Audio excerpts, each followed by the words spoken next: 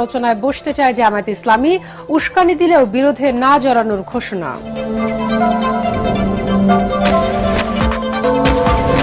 ভোটের কারণে পিছিয়ে গেল এবারের বিশ্ব ইজতেমা, ফেব্রুয়ারিতে নির্বাচনের পর তারিখ ঘোষণা।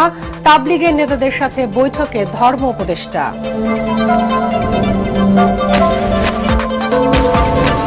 এবং কুইক রেন্টালের নামে 15 বছরে দুর্নীতি, লুটপাটে বিদ্যুতের দাম বেড়েছে 25%।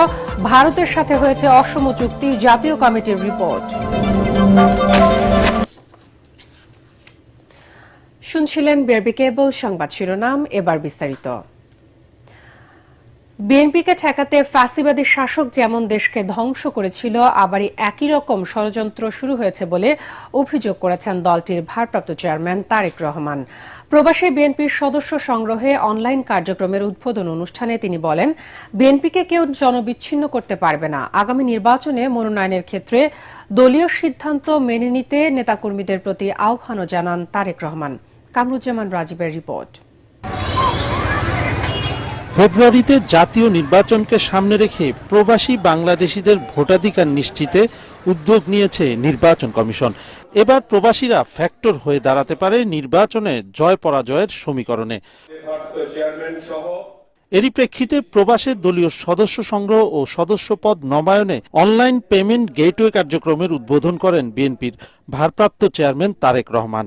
এতে নেতারা বলেন, এর মধ্য দিয়ে দলে আধুনিকায়নের যাত্রা শুরু হলো, নিশ্চিত হবে আর্থিক স্বচ্ছতা ও জবাবদিহিতা। এ সময় দলের মহাসচিব অভিযোগ করেন, পরিকল্পিতভাবে বিএনপির বিরুদ্ধে প্রচারণা চালানো হচ্ছে। অত্যন্ত পরিকল্পিত প্রচারণা চলছে যে বিএনপি সংস্কার চায় না, বিএনপি সংস্কার বিরোধী। বিএনপি হচ্ছে সেই দল যে দল সবচেয়ে আগে সংস্কারের কথা বলেছে।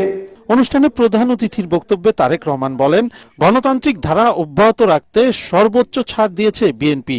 তার দল অন্তর্বর্তী সরকারকে সহযোগিতা করে গেলেও একটি মহল নানা কৌশলে গণতন্ত্রের পথকে সংকটাপন্ন করছে।